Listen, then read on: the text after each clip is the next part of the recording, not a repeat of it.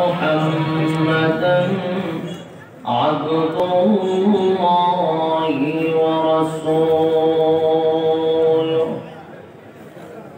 أرسله بالحق بشيرا ونذيرا وداعيا إلى الله بإذنه وسراجا منيرا. أما بعد فأعوذ بالله من الشيطان الرجيم. بسم الله الرحمن الرحيم. قل إن كنتم تحبون الله فاتبعوني يحببكم الله ويغفر لكم ذنوبكم والله غفور رحيم. قال رسول الله صلى الله عليه وسلم: لا يؤمن أحدكم حتى أكون أحب إليه من والده وولده والناس أجمعين، أو كما قال عليه الصلاة والسلام. درشوي قول اللهم صل على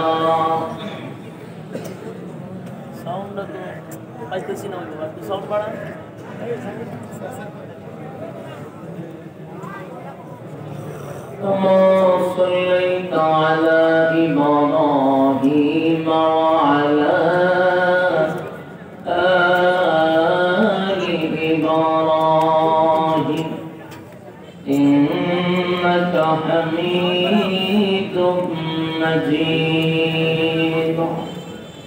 اللهم بارك على محمد وعلى آل محمد كما باركت على إبراهيم وعلى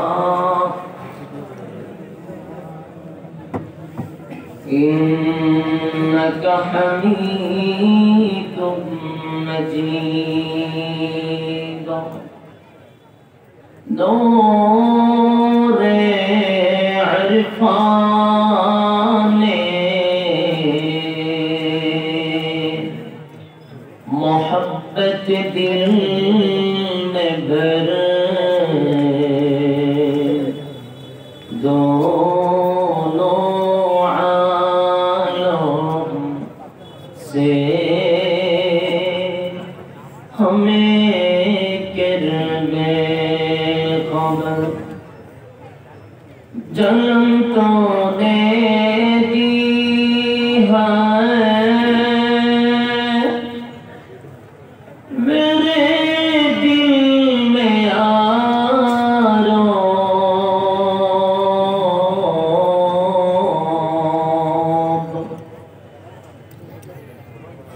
جنم کی دعا اب پلا دے خدایا سارے دنیا کوئی کیا میں مثل جو دیکھا نہیں تیری مانند خوبصورت چاند بھی ہوتا نہیں بلاغن بگوانی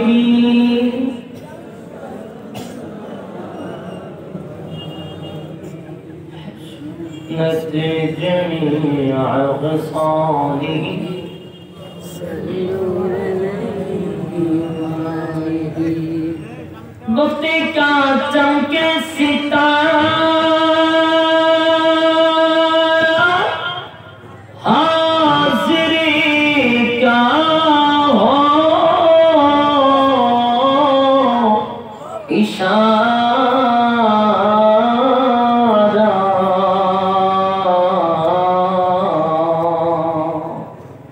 देख कर रोज़े प्यारा बलागल उला बिगवाही रशाकत जा बिजमाही हसनत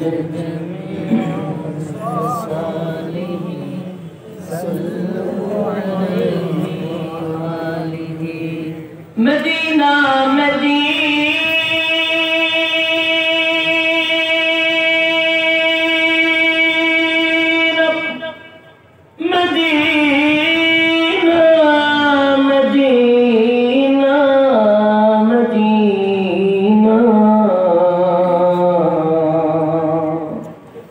मुमिनों की गुनगुना है दीदारे मदीना आशिकों की तमन्ना है बलागल उला बिकमालिही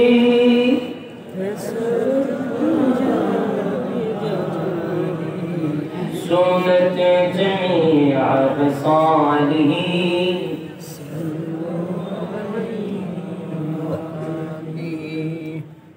ज़िक्र बातें को हटा दे दिल से रब ज़िक्र में तेरे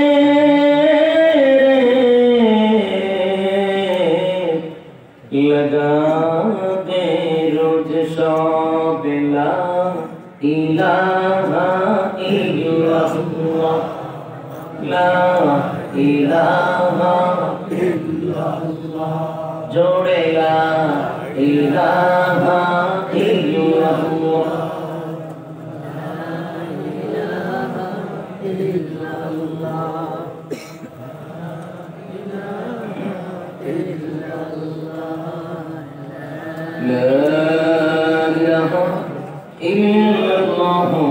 मुहम्मदुर रसूलुल्लाह सल्लल्लाहु अलैहि वसल्लम। আলহামদুলিল্লাহ হবিগঞ্জ জেলার অন্তর্গত সোনারগাঁ থানার আল ইখওয়ান ইসলামী যুব সংগঠনের উদ্যোগে আয়োজিত আজকে বার্ষিক তাফসীরুল কোরআন মাহফিলের সম্মানিত আজকের যিনি সভাপতি হযরত মাওলানা জহুর আলী সাহেব মুহতামিম শামসুল উলুম কওমি মাদ্রাসা সোনারগাঁ। আজকের মাহফিলে আরো আছেন সভাপতি জনাব মোহাম্মদ আবু তাহের মিয়া মোহানদার সাহেব পশ্চিম পাকুড়িয়া। আজকের মাহফিলে আরো আছেন যিনি আমাদের মাঝে চমৎকার কিছু কথা আমাদের সামনে বলে গেছেন হাকিমুন নাফস আল্লামা হযরত মাওলানা মুফতি মুস্তাকুর নবী কাসিমি সাহেব দামাত বরকাতুহুম। হযরতের জবান থেকে নসিহতমূলক আলোচনা শুনছেন। আজকের মাহফিলে আরো আছেন মুফতি শরীফুজ্জামান রাজীবপুরী আমার আগে বয়ান করে গেছেন হুজুরের আগে। আরো আছেন হযরত মাওলানা মাহমুদুল হাসান ফেরদৌস সাহেব পাকাটা ইনশাআল্লাহ বয়ান করবেন। উপস্থিত আছেন দূর দূরান্ত থেকে অনেক তরুণ যুবক ভাই, উপস্থিত আছেন মুরব্বিয়ানে আযম। মাইকের আওয়াজ যতটুকু দূরে যাচ্ছে অবস্থানরত আছেন পর্দানশী মা এবং বোনেরা, সকলকে আমার অন্তঃস্থল থেকে জ্ঞাপন করছি মোবারক শতকোটি শুকরিয়া আল্লাহ সুবহানাহু মহিয়ান বরিয়ান সর্বশক্তিমান আল্লাহ পাকের জন্য, যিনি অত্যন্ত দয়াময় করে হাজারো মানুষ থেকে যাচাই বাছাই করে নির্বাচিত করে, পছন্দ করে, মহব্বত করে জান্নাতি এক বাগান উলামায়ে কেরামের সহবতে আসা বসা তৌফিক প্রদান করেছেন। এজন্য আসুন সকলেই আবাদত চিত্তে হৃদয়ে আবেগ অনুভূতি উজাড় করে সমবেত কণ্ঠে একই সুরে সমস্বরে আওয়াজ দিয়ে বলে আলহামদুলিল্লাহ। আলহামদুলিল্লাহ।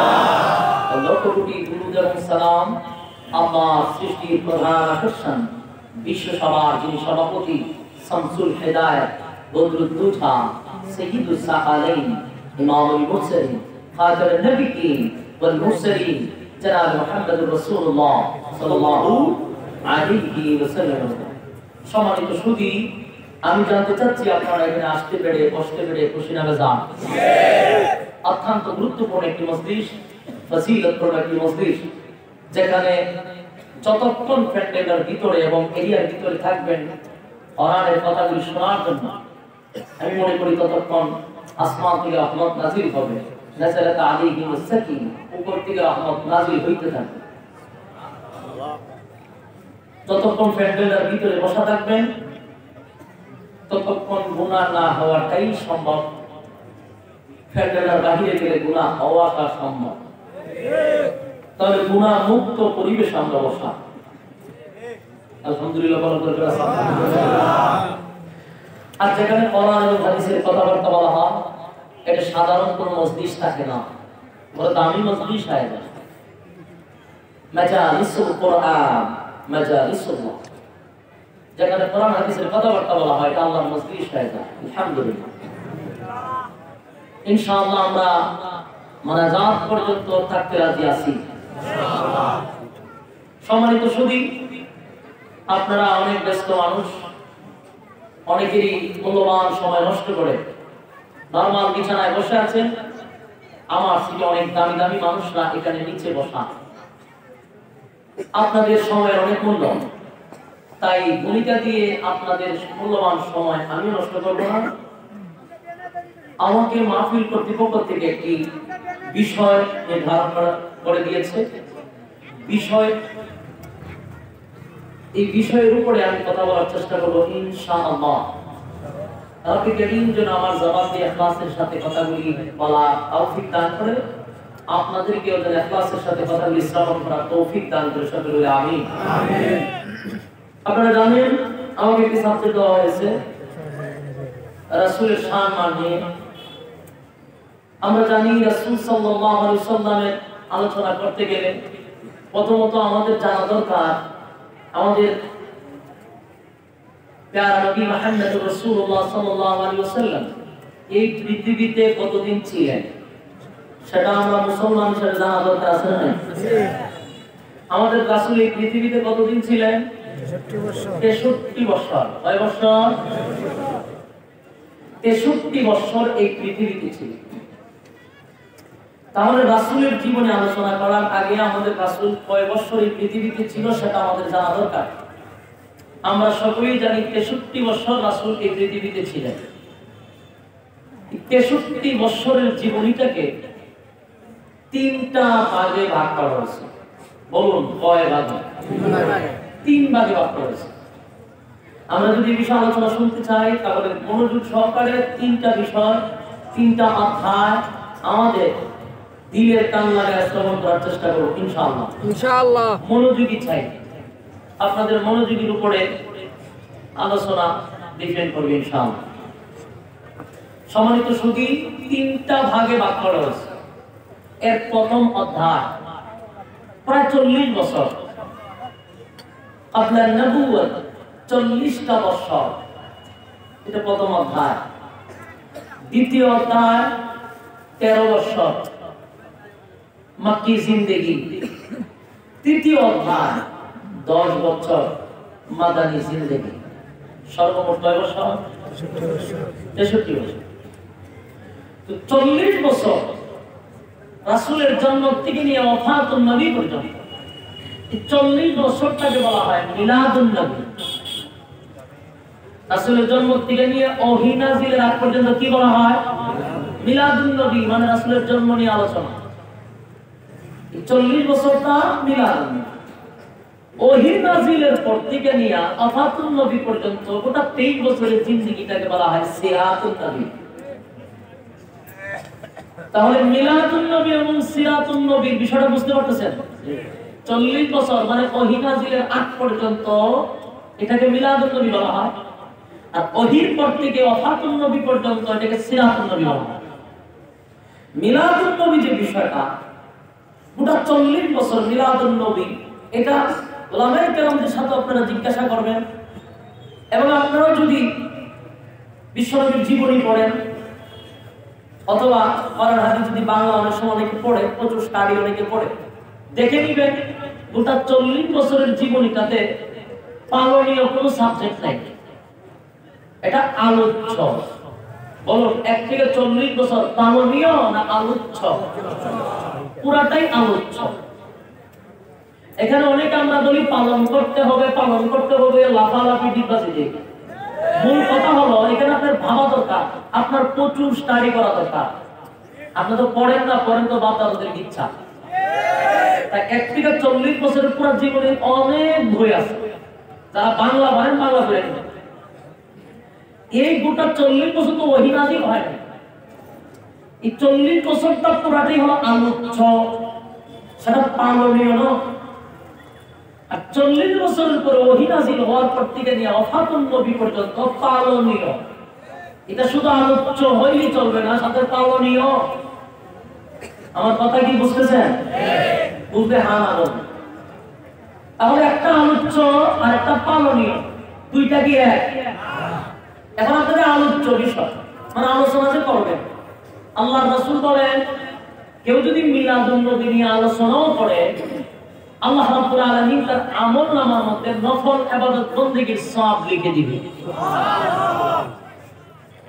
রাসূলের জীবনী নিয়ে আলোচনা করলে কি হয়? নফল ইবাদত বندگির সওয়াব হয়। আর শুনলে আশ্চর্য হবে, রাসূলের প্রস্রাব পায়খানা নিয়ে আলোচনা করলেও আমলনামায় নফল ইবাদত বندگির সওয়াব দেয়। সুবহানাল্লাহ। 1 থেকে 40 বছর এটা পালনীয় নয় কেমনে, সেটা আমি আপনাদেরকে একটু সময় দিয়ে বোঝানোর চেষ্টা করব, আমার ক্ষুদ্র জ্ঞানে যতটুকু আমি পাইছি।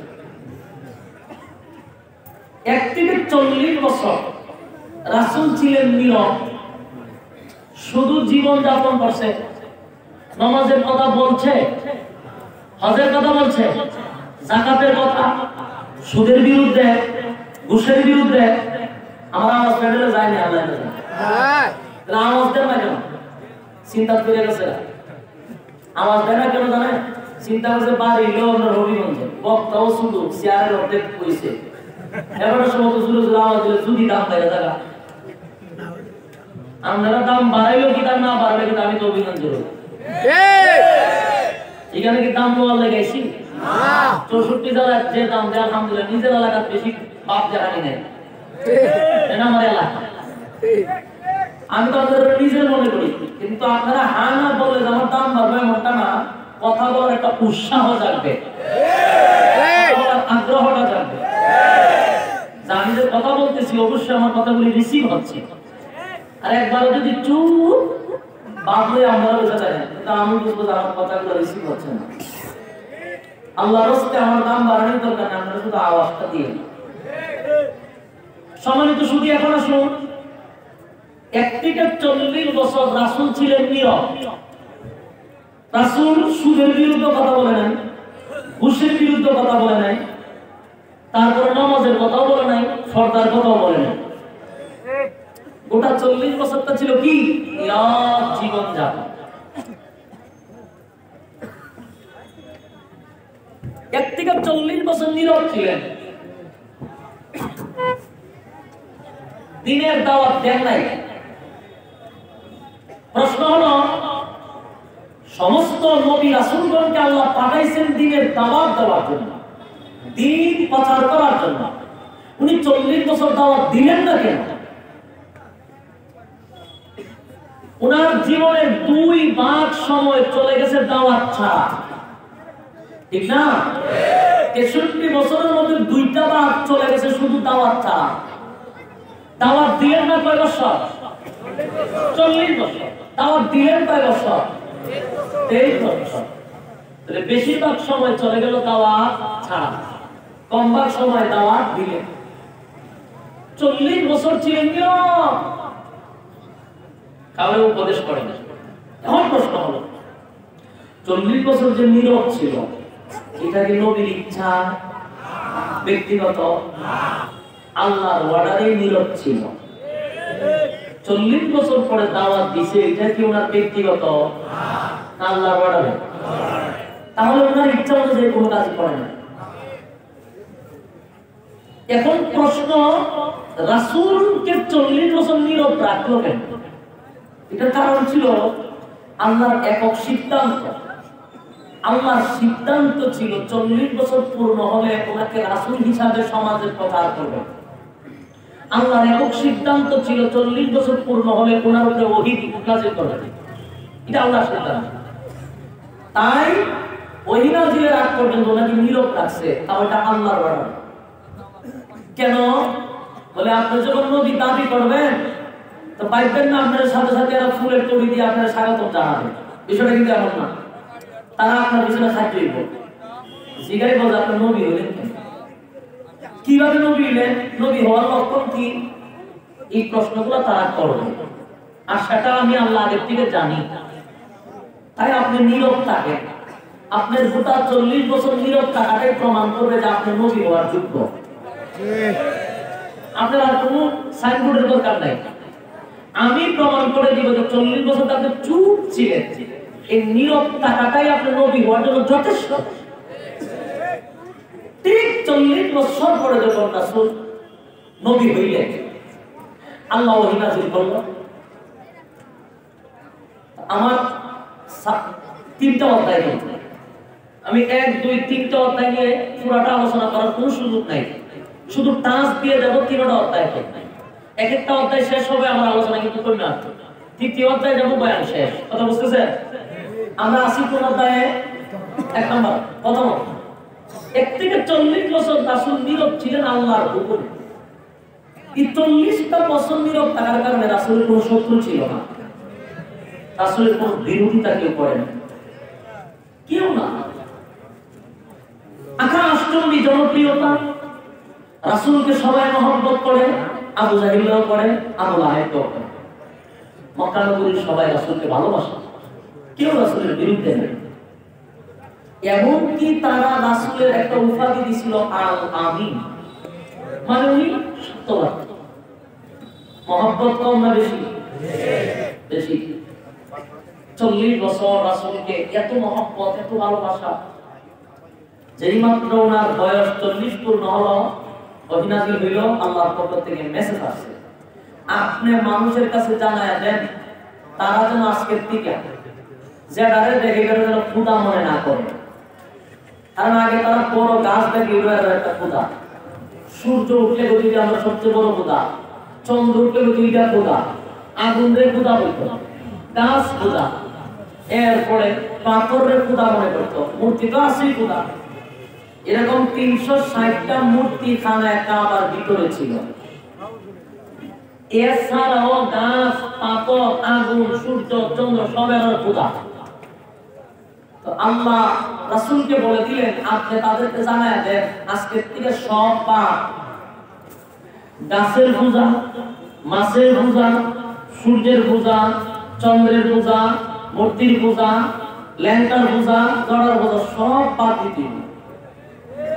গোলামি চলবে একমাত্র কার? আল্লাহ। আল্লাহ। তাই আল্লাহ বলেন, আপনি তাদের কাছে একটা মেসেজ দিয়ে দেন, লা ইলাহা ইল্লাল্লাহ মুহাম্মাদুর রাসূলুল্লাহ সাল্লাল্লাহু আলাইহি ওয়াসাল্লাম। লা ইলাহা ইল্লাল্লাহ, নেই কোন মাবুদ এক আল্লাহ ছাড়া, আর মুহাম্মাদুর রাসূলুল্লাহ সাল্লাল্লাহু আলাইহি ওয়াসাল্লাম আল্লাহর বান্দা এবং রাসূল। বলেন নবী, আপনি বলে দেন তারা যেন আজকে থেকে সব বর্জন করে এক আল্লাহর গোলামি করে। আর আপনাকে আজকে থেকে শুধু মুহাম্মদ ডাকলে চলবে না, বলতে হবে মুহাম্মাদুর রাসূলুল্লাহ সাল্লাল্লাহু আলাইহি ওয়াসাল্লাম। বলে দেন।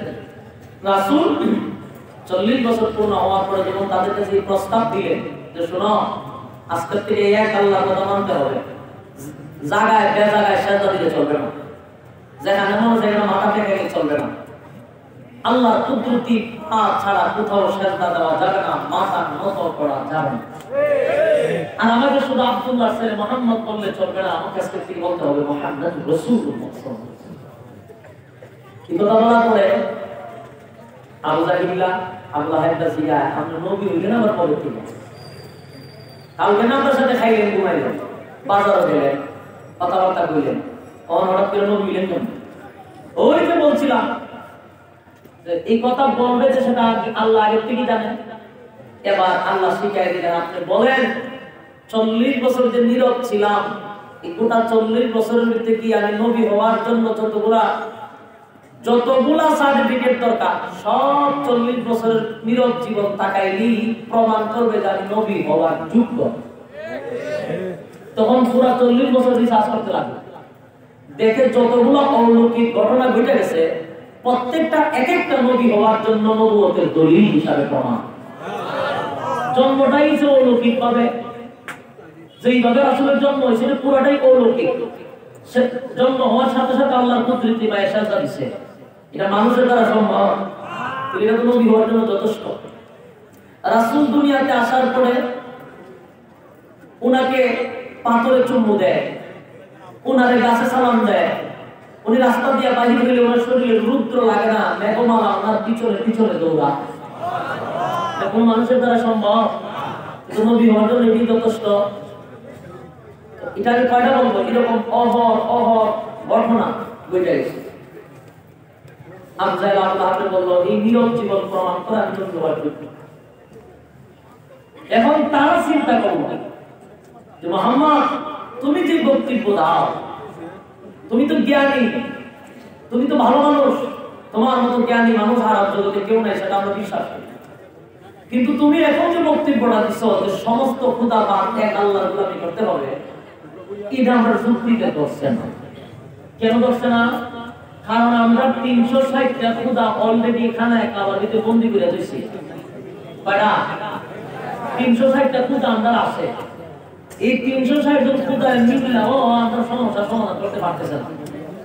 আমরা আরো নিয়োগ করতেছি, আমরা আরো কয়েকজন খোদা বানাবো, কারণ এই খোদা খাবার দিতেছে। এই জায়গার মধ্যে তুমি কইতেছো এক আল্লাহ, তুমি যদি বলতা যে অন্তত 600 খোদা তোমার দলে আছে, তখন আমরা চিন্তা করতাম হ্যাঁ আমাদের তো খোদা কম, যেহেতু মুহাম্মদের খোদা বেশি তাহলে আমরা খোদা বা মুহাম্মদের দলে আমরা যোগ দিই। কিন্তু তোমার তো পুরো কথাই বোঝা যাচ্ছে যে তুমি অসুস্থ, এটা কোন সুস্থ মানুষের কথা না। অসুস্থ কেন বললেন? ওভারটা সাউন্ডটা অন্তত স্টেজও বাড়ান, গলায় ধরতে বাড়ান। সম্মানিত শুধু এদের যুক্তিটা হলো এক খোদায় কেমনে আমরা সমস্যার সমাধান করবে? 360 জনই পারে না, এই কথা আমরা যুক্তি এত দরকার। 2 নম্বর হলো তুমি হঠাৎ করে রাসূল হয়ে গেছো, আর জীবন আব্দুল রাসূল মুহাম্মদ কখনো গেছিল রাসূল। তো তুমি সুস্থ থাকলে এক কথা, সুস্থ না থাকলে আরেক কথা। আমাদের সন্দেহ থাকে তুমি অসুস্থ, নাউজুবিল্লাহ। তোমার ভালো চিকিৎসার দরকার, আমরা চাইলে তোমার ভালো চিকিৎসা করাবো। হঠাৎ করে ভালো মানুষ নষ্ট হয়ে গেছে। রাসূল বললেন আমি পূর্ণ সুস্থতা নিয়ে কথা বলতেছি এবং একটা কথা আমার মন থেকে বলতেছি না, সব আমার মালিকের অর্ডারে আমি কথা বলতেছি। তো লম্বা ভূমিকা হয়ে যাবে, কিন্তু ভূমিকাটা না বললেও আপনারা আলোচনাটা পুরোটা বুঝবেন না, যেহেতু এটা সাবজেক্ট দিছে, বিষয়টা একটু বোঝা দরকার, বিরক্ত হবেন না। সম্মানিত শুধু এই মুহূর্তে আবু লাহাবটা মানে রাসূলের আপন চাচা দাঁড়ায় বলল তুমি সুস্থ হয়ে যদি এই সমস্ত অবাঞ্ছক কথাবার্তা বলো তাহলে এটা কিন্তু আমরা প্রতিবাদ করতে জানি। আমাদের দেবদেবী নিয়ে তুমি কথা বলবা, তুমি আমাদের পূর্বপুরুষদের ধর্ম নিয়ে কথা বলবা, আর আমরা বসে আঙুল চুষবো, এটা হতে পারে না। এরকম কথা বললে আমরা তার পদক্ষেপ নেব। এই বললে ওই যে কিছু মানুষ দেখবেন চৌকে রক্ত নাই, আমরা গায়ে ভাষা বলি। আমরা শোনাবেন বলিনি যে চৌক রক্ত নাই, হয়নি? ঠিক এর মধ্যে একটা ছিল আল্লাহ, এর চৌক রক্ত নাই। এইটা কয় সুস্থ হয়ে কথা বললে একেবারে হাত দিয়ে দেবে। এইভাবে রাসূলকে একটা দমন দিলেন এবং হুমকি দিলেন মারা, যে ভবিষ্যতে যদি আমাদের দেবদেবী নিয়ে কথা বলো তাহলে কিন্তু আমরা পদক্ষেপ নেব, কর্মসূচি নেব তোমার ব্যাপারে। রাসূলকে হুমকি টুমকি দিয়েছে, রাসূল কোনো প্রতিবাদ করছে না। কিন্তু এর জবাবে আল্লাহ একটা কমপ্লিট সূরা নাযিল করেছিল, সূরা আল-আহা, দাঁত ভাঙা জবাব দিয়ে দিয়েছে। এই আলোচনাতে গেলাম না। তো এখন রাসূল তো এই মজমা তো শেষ, মজলিস ভেঙে গেছে। কেউ কেউ বলতেছে আরে এতদিন ছেলেটা খুব ভালো ছিল, হঠাৎ করে মাথার কোনো সমস্যা হয়েছে, উল্টা পাল্টা বলতেছে। বিভিন্ন মানুষ বিভিন্ন ধরনের কথাবার্তা বললে চলে যেতে, আর কেউ কেউ হইতেও পারে, মানে এক এক জনের এক এক মত, মসজিদ ভেঙে গেছে। রাত্রে গোপন বৈঠক, আবু জাহেল, আবু লাহাব, উতবা এরা যারা আসিল সব তারা বলতেছে মুহাম্মদ এতদিন খুব ভালো ছিল, আমরা তার সম্মান করতে করতে মাথায় তুলছি, এখন আমাদের বাপ দাদার ধর্ম নিয়ে কথা বলতেছে এক আল্লাহর কথা মানতে হবে, তার রাসূল হিসেবে মানতে হবে। আমরা যদি সবই মানি তাহলে তো নেতৃত্ব তার হাতে চলে যায়, আমরা তো এককভাবে রাজত্ব করতে পারবো না। সুতরাং রাজত্ব একা করার জন্য যা যা করা দরকার তা তা করতে হবে। কথা বুঝতেছে? রাসূল যে সত্যবাদী, রাসূল যে মিথ্যা বলে নাই, এটা মনে প্রাণে তারা বিশ্বাস করছে। রাসূল যে নবী হওয়ার যোগ্য এটা মনে প্রাণে বিশ্বাস করছে, কিন্তু কোন কারণে একমত না? রাজত্ব করতে পারবে না, এককভাবে গদি চালাইতে পারবে না। চিন্তা করো, মুহাম্মদের কথা মানলে লিডার হবে মুহাম্মদ, আমরা তো এটা চালাতে পারবো না। শুরু হয়ে গেল আন্দোলন, তুমুল আন্দোলন শুরু হয়েছে। এটা কবে থেকে? দ্বিতীয় অধ্যায়ে। খেয়াল রাখবেন, কত অধ্যায় শেষ, বিস্তারিত আলোচনা করার সুযোগ নাই। কত নম্বর আছি? দ্বিতীয়। আন্দোলন শুরু হয়ে গেছে গোটা মক্কা নগরী। আল্লাহর নবী তারা দাওয়াত দেয় ওই দিকে, লা ইলাহা ইল্লাল্লাহু মুহাম্মাদুর রাসূলুল্লাহ। আল্লাহর নবী দাওয়াত দেয়, বলো লা ইলাহা ইল্লাল্লাহ, নেই কোনো মাবুদ এক আল্লাহ ছাড়া। লা ইলাহা ইল্লাল্লাহ, নেই কোনো মাবুদ এক আল্লাহ ছাড়া। এক খোদার পর দুই খোদা, তিন খোদা মোরা কিছু মানি না। বলো লা ইলাহা ইল্লাল্লাহ, বলো লা ইল্লাল্লাহ, নেই কোনো মাবুদ এক আল্লাহ ছাড়া, নেই কোনো মাবুদ এক আল্লাহ ছাড়া। এক খোদার পর দুই খোদা, আর তিন খোদা মোরা কিছু মানি না। বলো লা ইলাহা ইল্লাল্লাহ, জোরে বলো লা ইলাহা ইল্লাল্লাহ। হাসবি রাব্বি জাল্লাল্লাহ, মা ফি কলবি গায়রুল্লাহ। হাসবি রাব্বি জাল্লাল্লাহ, মা ফি কলবি গায়রুল্লাহ। শুধু মাবুদ তুমি এক আল্লাহ। বলো লা ইলাহা ইল্লাল্লাহ, বলো লা ইলাহা ইল্লাল্লাহ। এই নবী দাওয়াত দিচ্ছেন লা ইলাহা ইল্লাল্লাহ, চতুর্দিকে নবী দাওয়াত দেন। ওইদিকে আবু জাহেল আর আবু লাহাব খালি বৈঠক করে। মুহাম্মদের ডাইরেক্ট তো কিছু বলা যাবে না, প্রচুর জনপ্রিয়তা আছে, তার প্রচুর সমর্থক আছে, হঠাৎ করে তার ব্যাপারে পদক্ষেপ নেওয়া যাবে না। কিন্তু মুহাম্মদ যে কোন আল্লাহর দাওয়াত দেয় সেটা আমরা ভালো করে জানি। আরে মুহাম্মদ যে সত্য নবী সেটাও তো আমরা জানি, কারণ 40 বছরের ইতিহাস আমরা ভুলে যাইনি। তার জন্মের সময় যে অলৌকিক ঘটনাগুলি ঘটে গেছে সেগুলো আমরা ভুলে যাই নাই। এর দ্বারা প্রমাণ হয় উনি নবী হওয়ার যোগ্য, এবং যে আল্লাহর মেসেজ দেয় সেটাও সত্য। কিন্তু আমরা যদি মানি রে, তাহলে আমাদের রাজত্ব থাকে না। আমরা যেমন মনে চাই এমন চলতে পারবো না। শুরু হয়ে গেল আন্দোলন আমার নবী তোমার নবীর বিরুদ্ধে। কিভাবে আন্দোলনটা শুরু করছে একটু মনোযোগ দিয়ে শুনবেন। কি পলিটিক্স তারা চিন্ত, কি পরিমাণ মাথা তাদের ছিল। এবার রাসূলকে ডাইরেক্ট গালি দেয় না, ডাইরেক্ট কোনো বিরোধিতা করে না, সিস্টেমটা দেখেন। এই সিস্টেম এখনো চালু আছে, কারণ তাদের উত্তরসূরি এখনো মরে নাই। আবু জাহেলের নাতি প্রতি একটাও দুনিয়াতে যায় না, এদের বংশ বিস্তার আছে না নাই? ওই সিস্টেম এখন তার আবু জাহেলদেরকে শিখায়া গেছে। আর আর এটা দিয়ে কিয়ামত পর্যন্ত চলবে। এই জন্য ইয়াদ রাখবেন, কোরআন বিশেষ কোন প্রেক্ষাপটে নাযিল হয়, কিন্তু তার হুকুম কিয়ামত পর্যন্ত থাকে। তার একটা এক্সাম্পল, জ্বলন্ত প্রমাণ আমি আপনাদের সামনে তুলে ধরতেছি সহজে বোঝার জন্য। যেমন সূরা আল-লাহাব, ওই যে তাব্বাত ইয়াদা পড়েন, এই সূরাটা নাযিল হইছে কার নিয়া? আবু লাহাব নিয়া। প্রশ্ন হলো আবু লাহাবটা কি এখন আছে? তাহলে আবু লাহাব নাই, আবু লাহাবের নামে সূরা দিয়ে কি করব? বিষয়টা এমন বাবা যা। কিন্তু সূরাটা কেন হইল? ওই যে কোরআন নাযিল হয় তার বিশেষ কোন প্রেক্ষাপটে, কিন্তু তার হুকুমটা থাকে কিয়ামত পর্যন্ত।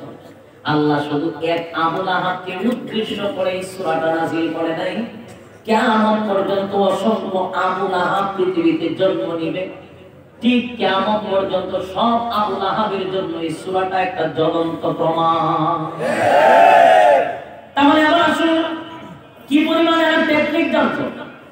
প্রথম একটা ঘোষণা দিল, তারা রাষ্ট্রীয়ভাবে একটা ঘোষণা দিছে, এতদিন যারা আমরা কলিজাত থেকে মহব্বত করতাম, বিশ্বাস করতাম, আল আমিন বলতাম, লোকটা হঠাৎ করে অসুস্থ হয়ে গেছে, মাথায় সমস্যা, পাগল হয়ে গেছে। নাউজুবিল্লাহ, আমার পরে কই ছোট বক্তা দেখলে যত জানা এইখানেই করে না, বেশি করে দাম বেড়ে।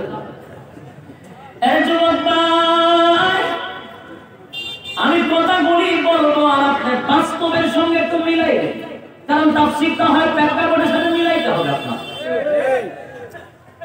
কারণ কেন প্রেক্ষাপটের সাথে মিলাইবেন? কোরআন কিটা আধুনিক না? কোরআন এমন একটি গ্রন্থ ১৫০০ বছর আগের মানুষের সাথে মিশছে, ১৫০০ বছর পরের মানুষের সাথে মিশে কিয়ামত পর্যন্ত এটা মিশা যাইব।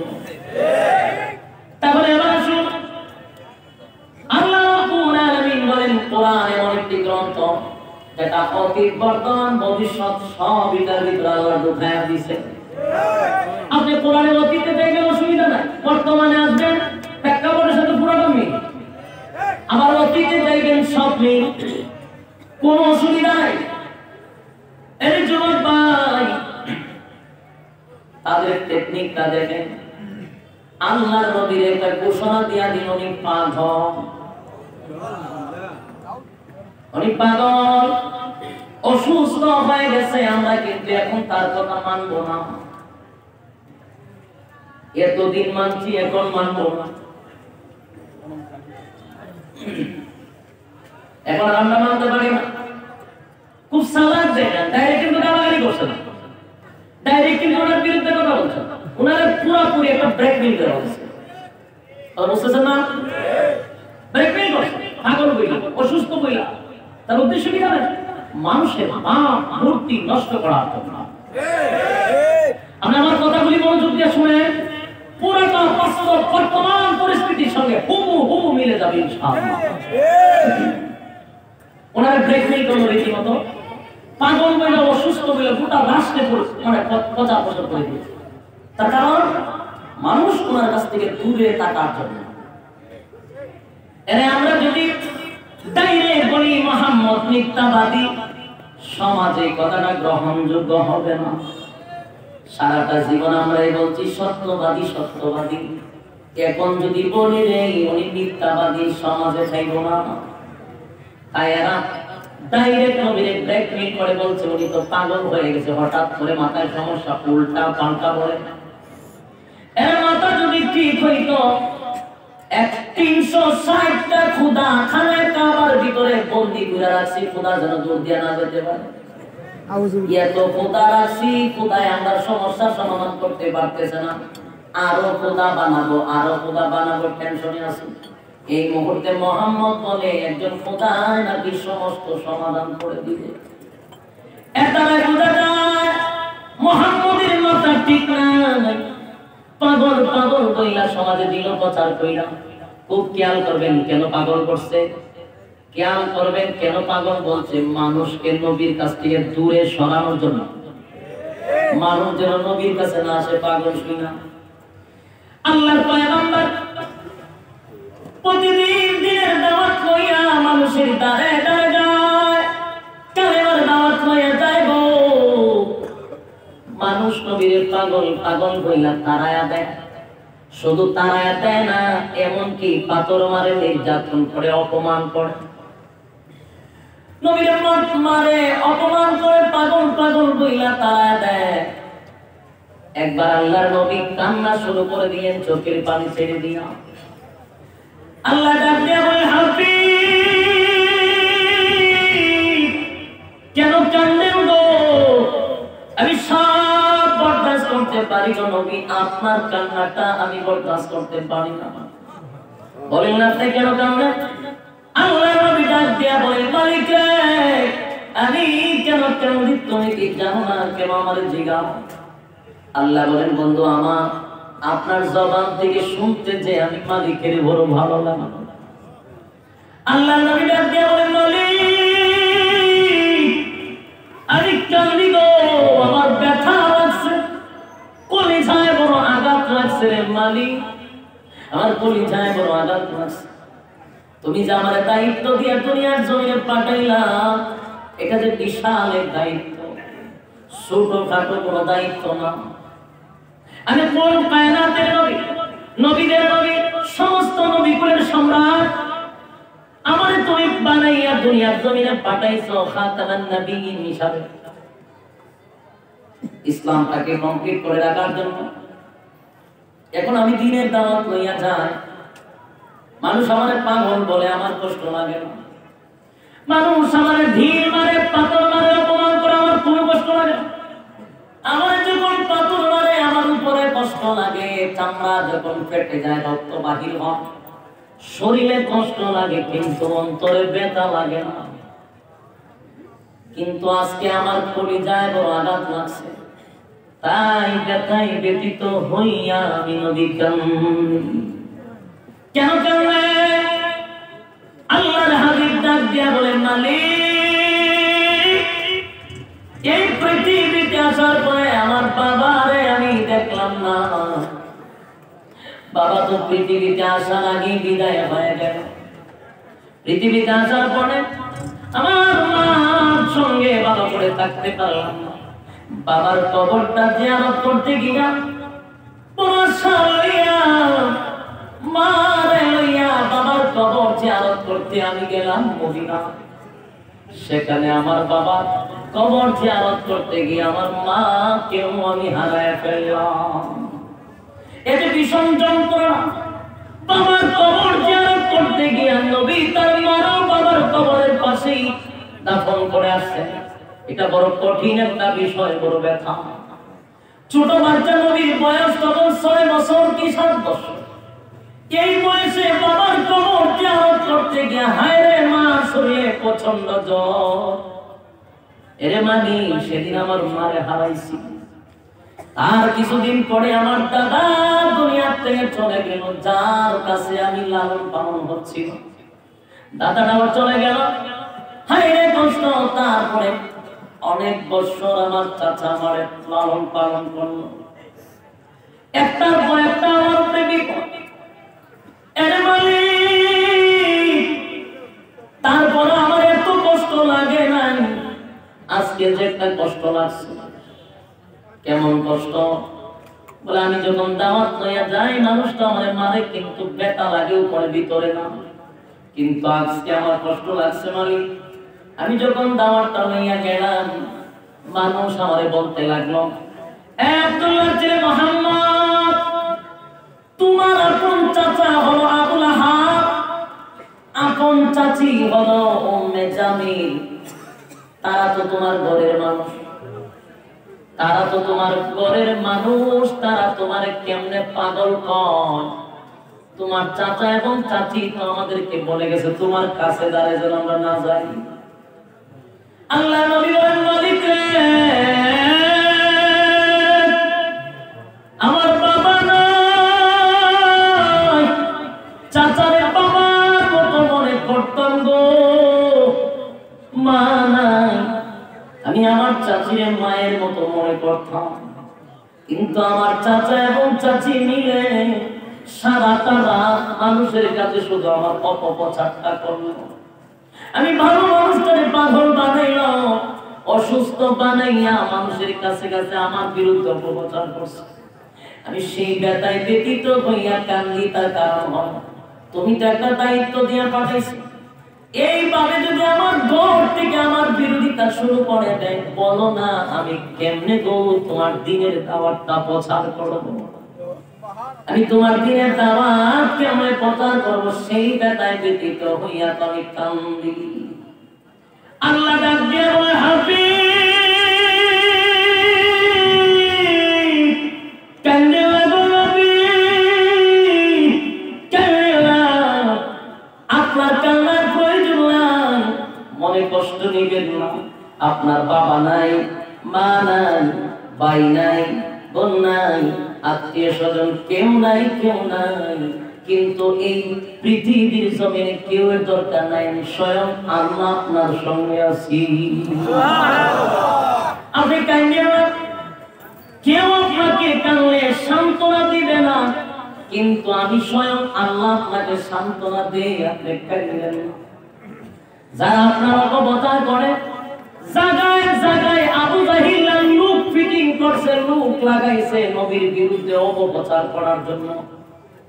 গ্রামে গঞ্জে শহরে বন্দরে তারা লুক লাগাইছে,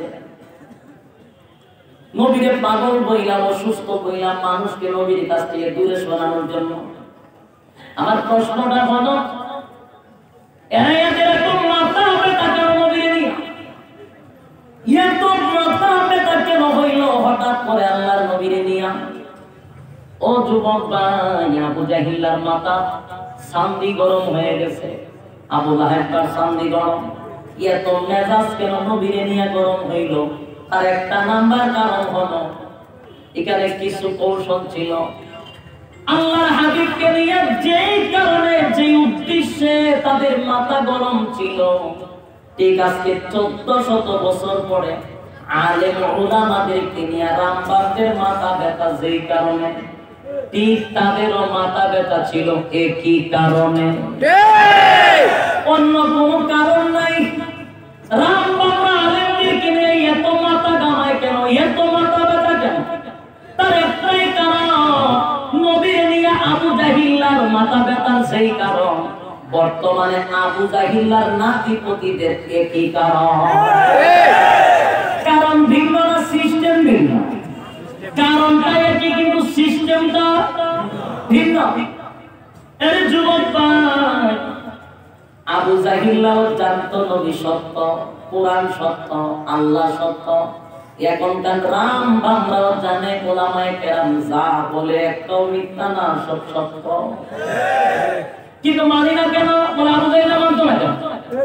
কারণটা একটাই, আবু জাহিল জানে যদি মুহাম্মদের কথা মানি তাহলে ওপেন বোতল খাওয়া যাবে না।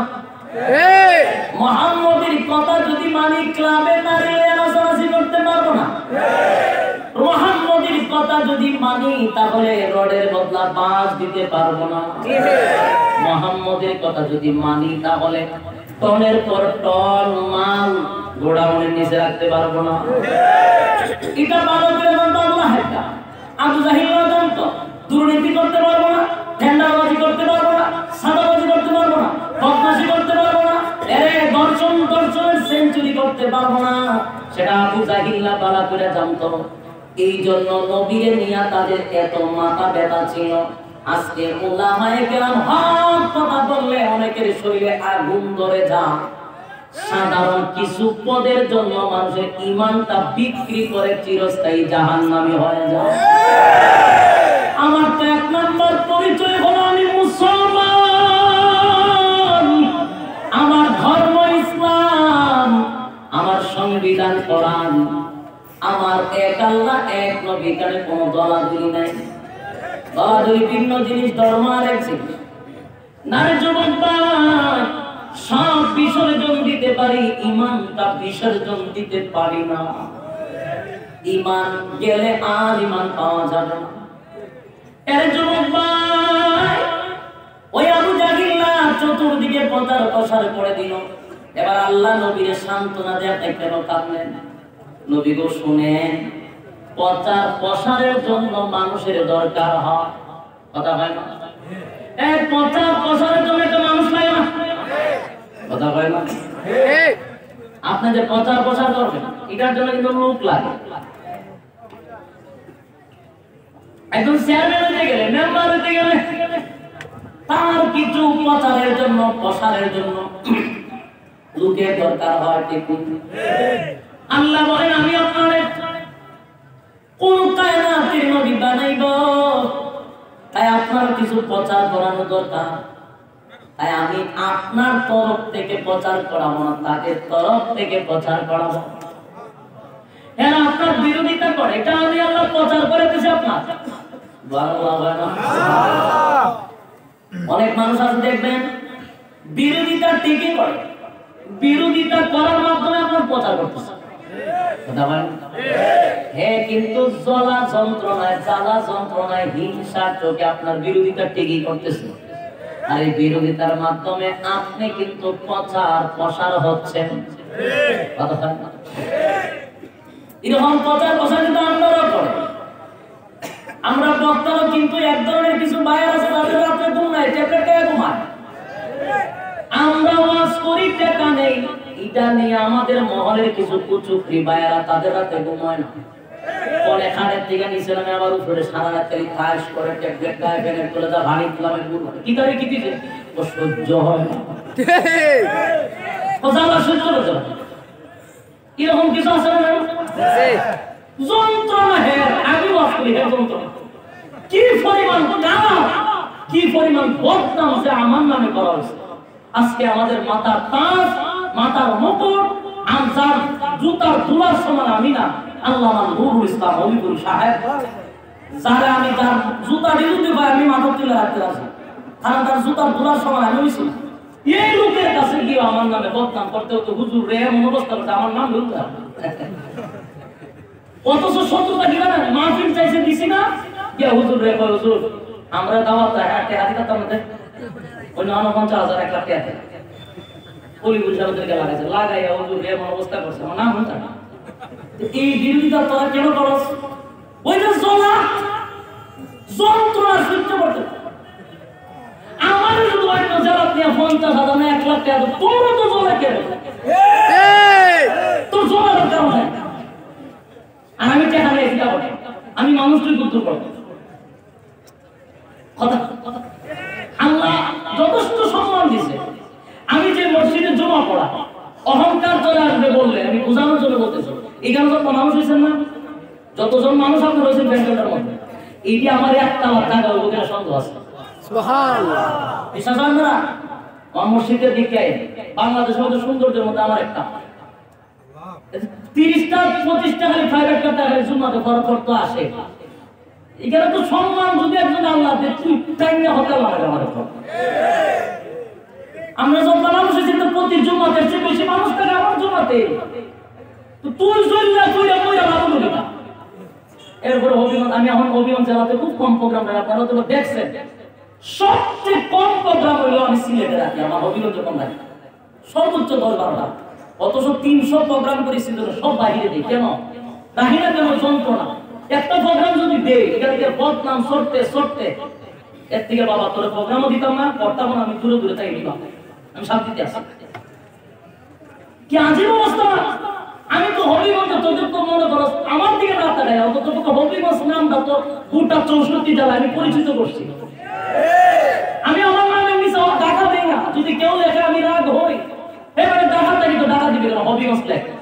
আপনারা আজকে ইউটিউবে শুধু হবিগঞ্জের বক্তা দিয়ে চার্জ দেন, এটা আশ্বাস দিয়ে পারবেন সর্বপ্রথম। আমার নাম লেখতে লেখন লাগবে না, শুধু হবিগঞ্জের বক্তা লিখবেন। কেন? আমি টাকা দিতে পারি না, টাকা দিলে আমি রাগ হই, হবিগঞ্জে থাকবো নামটা। আমি ভালো না, আমি খারাপ, এলাম নাই খারাপ নাই কিচ্ছু নাই, তোর হবিগঞ্জের নামটা তো ধরে রাখছি। বিরোধিতা কেন করো? অলিপুরি সাহেবের কাছে গেলা আছে, অলিপুরি সাহেব আমার নাম হতা না, অথচ আমরা কত মহব্বত করি, জান দিতে প্রস্তুত। এই সমস্ত লামায়ে কেরামের জন্য আমরা সবসময় দোয়া করি, আল্লাহ আমরা হায়াতটা যেন হুজুরের দিয়া দেয়। কারণ হুজুরের দ্বারা যে ফায়দা হয়েছে এই জাতি বুঝবে যেদিন হুজুর থাকবে না। বাতিলের বিরুদ্ধে সব সময় কঠোর হুঙ্কার ছিল। সমস্ত বাতিল যার কাছে লঙ্গি কুইলা পালাইতে বাধ্য হয়েছে। সমস্ত আলেমদের জন্য আমি অন্তর থেকে দোয়া করি, মাঝখানে কিছু কুচুক্তি মহল ফাটল সৃষ্টি করার জন্য, উলামায়ে কেরামদের মাঝখানে ফাটল সৃষ্টি করার জন্য কিছু কুচুক্তি মহল মাঝখানে থাকে সবসময়। যেন দুঃখ ভারাক্রান্ত মন নিয়ে কথাটা বলছি। আজকে আমার হবিগঞ্জে যারা আমি 5টা প্রোগ্রাম দেই না, দুঃখে দিই, একটা বলে 10টা বদনাম। এতে আমি কুমিল্লা থেকে, নোয়াখালী থেকে, যশোর, খুলনা, রাজশাহী, দিনাজপুর, পাবনা সবখানে যাই। যে হাদিয়া দিয়ে হুনলে 3বার মাথা কুটিটা পড়বো, কিন্তু এরপরে আর চলে না, আমরা আর চলে। এখানে কি করছি, গিয়া দেখেন 40% জায়গা দিচ্ছি নিচ্ছি খালি মাদ্রাসা লেগে, মাদ্রাসা কাজ চলতেছে। দেখা নিয়ে সিনেমা হল বানাইতেছি। আপনারা কি মনে করেন খারাপ কাজে না লাগাইতেছি? আপনারা যে টাকা দেন প্রতিষ্ঠান করতেছি আমি। বিরোধিতা করি না, সাবধান। তুই যে কথাটা বলতেছিলাম, আপনাদের বিরোধিতা করতেছেন, তার যার বিরোধিতা করতেছেন আপনি জ্বলা হেরা আপনি প্রচার করতেছেন, তার আপনি উঠে তুলতেছেন বিরোধিতা করে। আর আপনি সারা জীবনই গর্বিতে জ্বলিয়া ফুইয়া মরবেন। আমনের জ্বলা আপনি নিজেই জ্বলবেন, যার বিরুদ্ধে আপনার জ্বলতেছে হেরা উড়াইতেছে। এই জন্য রাসূলকে অপপ্রচার কইরা নিচে নামাইছে, পাগল পাগল পাগল বইলা বিরোধিতা কইরা একটা উঠে তুলে দিচ্ছে। আল্লাহ পাক আপনি টেনশন করেন না, হেরারে দিয়েই আপনারা প্রচার করান। আবু জাহিল আল্লাহ এমন ভাবে অপপ্রচার শুরু করছে, আল্লাহ বলে আপনি টেনশন করেন না, প্রচারের একটা লোক লাগে। যেমন ফেসবুকের মাধ্যমে আমরা একটা ফকর নিয়ে দৌড়া করি, কিন্তু কিছু ভাইয়ার আছে আমরা প্রচার করি। ফেসবুকে লিখতে আসছে বিরানতে গেলে 60,000 70,000 লাগে, অনেকাতে 2 লাখ এবং মানুষের ফোন দিয়া বোঝা আমরা জানি আমরা কত লাগে। বলা কাম ওরা কম লাগে, তুই বাবা হাম করে দিচ্ছ না। একবার ভাবনাকে ফোন দিয়া বোঝা আমরা জানি, কেমনে জানছে ওই ফেসবুকে পাইছি আমি, যাক মাশাআল্লাহ আমার কম লাগছে না। তেলে আমি তো পাই বেশি বেশি দিলাম, একটা থেকে তোরা দিস ঠিক না, একটা থেকে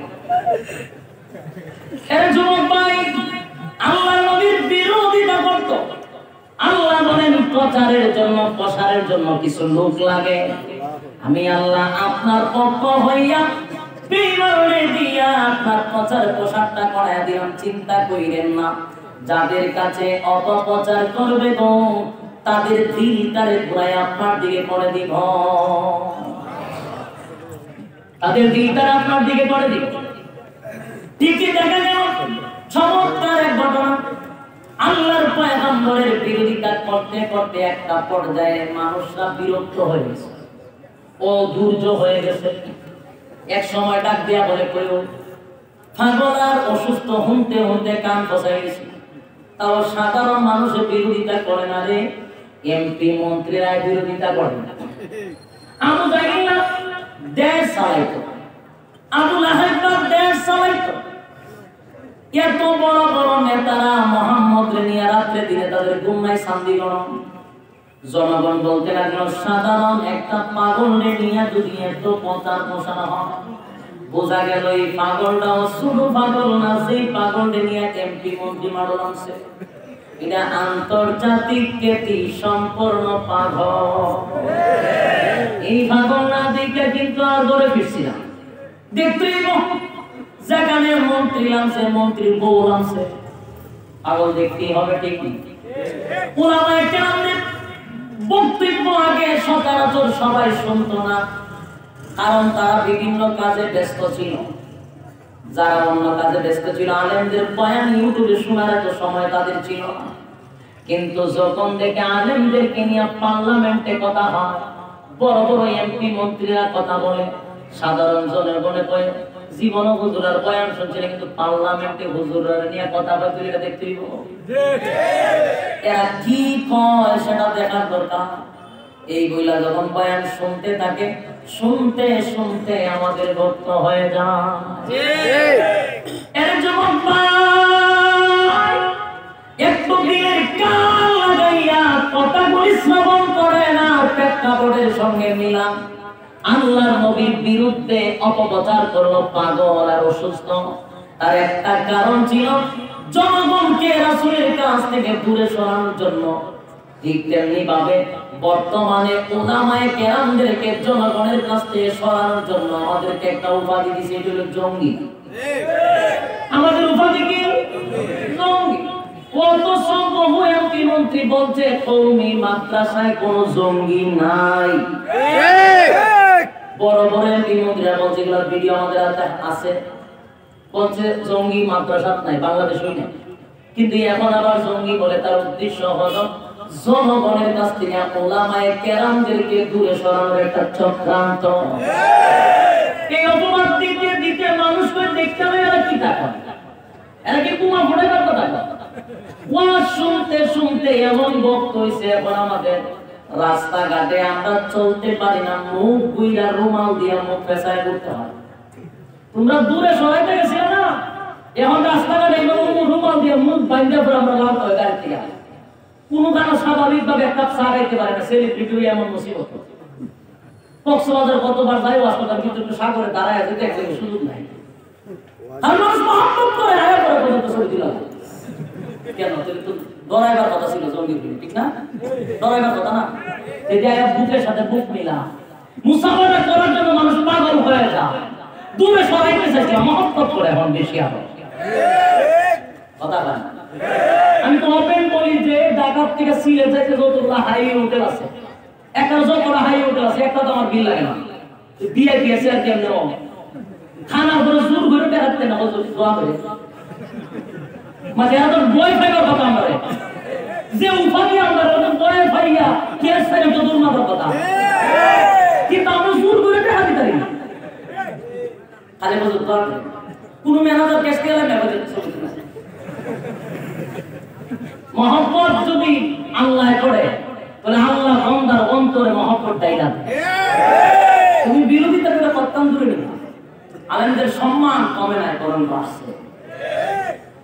এর যুবক ভাই নবীর বিরুদ্ধে অপপ্রচার, আল্লাহ বলেন চিন্তার কোনো কারণ, আমি মন ঘুরাই দিতেছি, চিন্তা করে। ঠিকই দেখা গেল মানুষ বলাবলি করতে লাগলো, এমপি মন্ত্রী লাগছে রে নবীর বিরুদ্ধে। আবুল আহাব ছিল রাষ্ট্র চালাইতো, তাহলে আর এমপি মন্ত্রী সম্মান না ভাই? এরা যেমন লাগছে কি পাগলটাও ছোট পাগল হইতো, আমরা দেখতে পাগলটা খুব কোয়ালিটি। দলে দলে মানুষ পাগল দেখার জন্য নবীর কাছে আইসা নবীর চেহারা দেখে তারা নিজে ওদের পাগল হয়ে গেছে। সুবহানাল্লাহ, বাড়িতে বলে কেমন এই পাগল দেখতে আইসা বরং তারা নবীর প্রেমে পাগল হয়ে গেছে।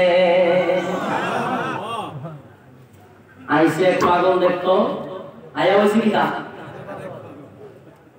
নিজে পাগল হয়েছে নবীর প্রেম। সুবহানাল্লাহ। আসছে পাগল দেখার জন্য, আয়েশা বলেন না এমন সুন্দর মানুষ আল্লাহর জমিনে দেখি নাই গো, এমন সুন্দর চেহারা জীবনে দেখি।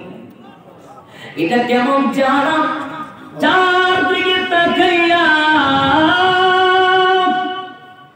প্রেমের কিতাব পর্যন্ত নিবারণ হয়ে গেল রে। এই লোক পাগল হতে পারে না।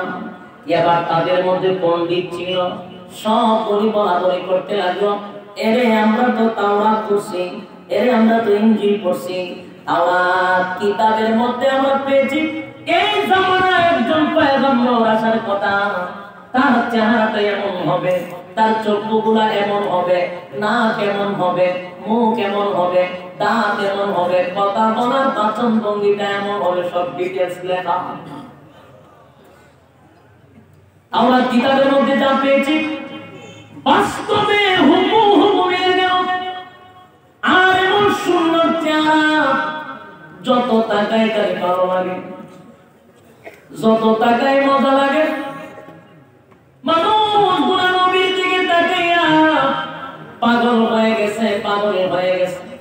নবীর চেহারা কত সুন্দর, ইউসুফ আলাইহিস সালাতু ওয়াস সালামের চেহারা সুন্দর ছিল, আমরা জানি রে। ইউসুফ নবীর চেহারাটা সুন্দর ছিল, কিন্তু ভাইরা ইউসুফ নবীর চেহারা দেখা কোন একটা মানুষ শুধু চেহারার আকর্ষণে কালেমা পড়ে নাই। কিন্তু তোমার আমার নবীর চেহারা আকর্ষণ এখানেই শেষ নয়। আল্লাহর পয়গম্বরের কণ্ঠের তেলাওয়াত শুনে মানুষগুলি মাতলাম শুরু করে দিয়েছে, পাগল হয়ে গেছে। আমরা জানি দাউদ আলাইহিস সালাতু ওয়াস সালামের কণ্ঠটা সুন্দর ছিল, কিন্তু না না আমার নবীর মতো না। দাউদ নবী যখন তেলাওয়াত করত তার কণ্ঠ থেকে, যখন তেলাওয়াত করত উড়ন্ত পাখিগুলা জমিনে বৈশা যাইত। দাউদ নবী যখন তেলাওয়াত করত গো, নদী নালা খাল বিল সব কিছুর থেকে মাছগুলি লাফাইতে লাফাইতে লাফাইতে দাউদ নবী পর্যন্ত চলে আসতো। সুবহানাল্লাহ, রাস্তে পান সুবহানাল্লাহ, আল্লাহু আকবার বলেন। একটা জবান বন্ধ রাখবেন না, আল্লাহু আকবার। দাউদ আলাইহিস সালাতু ওয়াস সালামের কণ্ঠটা এমন সুন্দর আল্লাহ দিয়েছিল, কিন্তু তোমার নবীর মতো না। সব নবীর আল্লাহ যা দিছে রে, আমার নবীরে তা দিছে। আমার নবীরে যা দিছে গো, সব নবীরে তা দেয় নাই। শুরু হয়ে গেল নবীর তেলাওয়াত, কণ্ঠের আকর্ষণ। অন্যদিকে নবীর তেলাওয়াতের আকর্ষণ,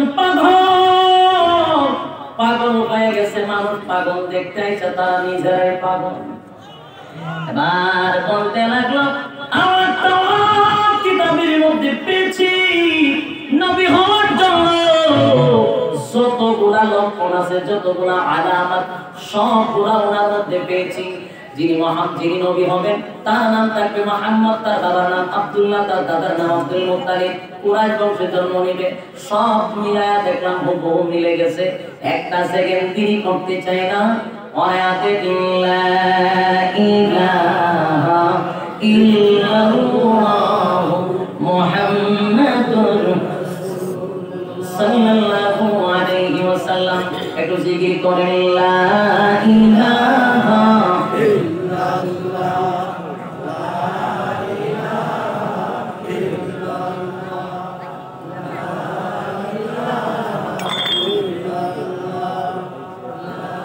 ইলাহা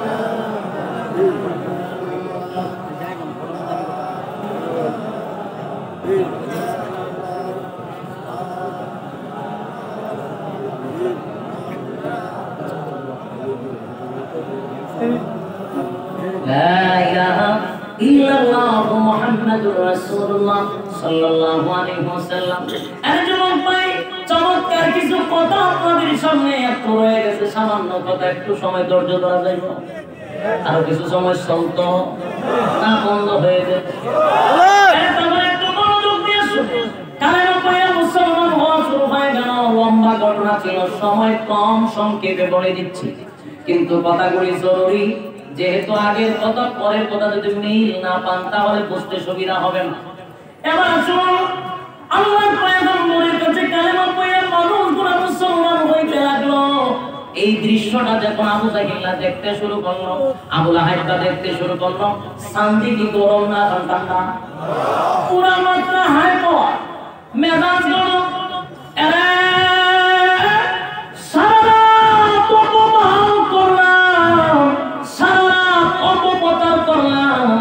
সকালবেলা কালেমা পড়া মানুষ মুসলমান। এর দ্বারা বুঝলাম অপপ্রচার আর করবো না, অপপ্রচার আর করবো না। এখন থেকে আমরা ডাইরেক্ট অ্যাকশন নিব। মুহাম্মদের যেখানে পাই সেখানে মারব। আরো জোরে কোন নাউজুবিল্লাহ। সিদ্ধান্ত নিল, মুহাম্মদের বাহিনীকে যেখানে পাবো সেখানে মারব। ওই যে বলছিলাম দ্বিতীয় অধ্যায় 13 বছর। জোরে বলেন কয় বছর? দ্বিতীয় অধ্যায় 13টা বছর ছিল সবচেয়ে করুণ অবস্থা। 13টা বছর ছিল নির্যাতনের বছর। 13টা বছর নবী শুধু নির্যাতন সহ্য করেছে, নির্যাতন সহ্য করেছে। যেখানে আবু জাহেলের নেতৃত্বে, আবু লাহাবের নেতৃত্বে আল্লাহর পয়গম্বরের কাছে যারা কালেমা পড়েছে, যেখানে পায় সেখানে মারে, যেখানে পায় সেখানে মারে। সাহাবায়ে কেরামদেরকে ধরে ধরে ধরে ধরে নির্যাতন করে রে, নির্যাতনের স্টিল রুমাল চাপায়া দিছে। এর যুবক ভাই, পাইছি রেডি ইসলাম। আমরা ইসলামের জন্য রক্ত ঝরাইতে হয় না, ইসলামের জন্য গালিও খাইতে হয় না। আল্লাহর নবী নিজে মারি খাইছে, সাহাবায়ে কেরাম রক্ত দিছে, সাহাবায়ে কেরাম জীবন দিছে। বলো না ইসলাম ইসলাম যে করি, কয়দিন ইসলামের জন্য এক ফোঁটা রক্ত দিছি, কয়দিন ইসলামের জন্য জেল কাটছি, কয়দিন ইসলামের জন্য আমরা গালি শুনছি। তাহলে আমরা কেমন ইসলাম পালন করি? এক যুবক ভাই, একটু দিলের কান লাগান। 13টা বছর ছিল নির্যাতন, এত নির্যাতন, ভরভরের যুগ, জাহিলিয়াতের যুগ, নির্যাতনের স্টিম রোলার। কাউকে তেলের মধ্যে ছেড়ে দিয়েছে, প্রচন্ড গরম তেলের মধ্যে আস্তা মানুষটাকে পাতি করে ফেলেছে। কাউকে ধরে ধরে শুলে জুড়াইয়া দিছে, কাউকে ধরে ধরে জিহ্বার মধ্যে পেরাক মেরেছে, কাউকে গরম বালুর মধ্যে শুয়াইয়া বুকের মধ্যে বড় পাথর তুলে দিয়েছে। একটা অপরাধ, কালেমাটা মুখ দেওয়ার কারণে একটা অপরাধ ছিল, লা ইলাহা ইল্লাল্লাহ মুহাম্মাদুর রাসূলুল্লাহ। নবীর কালেমা পড়ার কারণে এর কাছে কানে করে গো অসংখ্য সাহাবীদেরকে নির্যাতন করেছে। একজন সাহাবী তার নাম হলো খাব্বাব রাদিয়াল্লাহু তাআলা। ওই সাহাবী একদিন এক মজলিসে হযরত ওমর বেলালের করুণ কাহিনী তুলে ধরে। খাব্বাব চোখের পানিটা ছেড়ে দিয়া বলেন, ওমর রে, শুধু যদি তুমি বেলালের কথা বলো,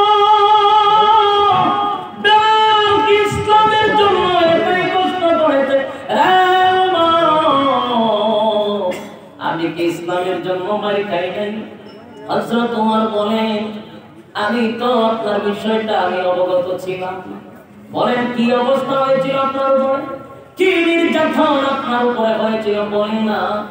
হযরত খাব্বাব বলেন, আমার মুখে বলার দরকার, আমার কাপড়টা আমার শরীর থেকে সরাইয়া শুনে আপনাকে দেখাইতে চাই। এমনি কাপড়টা পরে শরীরটা যখন খালি করে ওমরের সামনে দাঁড়াইছে। খলিফাতুল মুসলিমের মনটা ছিল শক্ত, পাথরের মতো দিলে তো সহজে কিন্তু তার নরম করা যায় না। সেই খলিফাতুল মুসলিমের উপর নিমেষের ভিতরে চোখের পানি ছেড়ে দিয়ে কাঁদে, ওমরের চোখ বেয়ে বেয়ে পানি পড়ে, আর বলে, খাব্বাব, এমন শরীর আমার জীবনে দেখি না, এমন শরীর আমার জীবনে দেখি নাই, এমন শরীর দেখি নাই। খাব্বাবের শরীরের ভিতরে বড় বড় গর্ত, এক একটা গর্তের কারণে আড্ডি পর্যন্ত দেখা যায়, কোমরের মধ্যে মাংস নাই, পিঠের মধ্যে বড় বড় গর্ত। এবার আবু বকর হযরত ওমর জিজ্ঞাসা করে, খাব্বাব রে, এমন কেন হয়ে গেল, এই কিভাবে তোমার এই পরিস্থিতি হয়েছে? খাব্বাব ডাকতে বলল,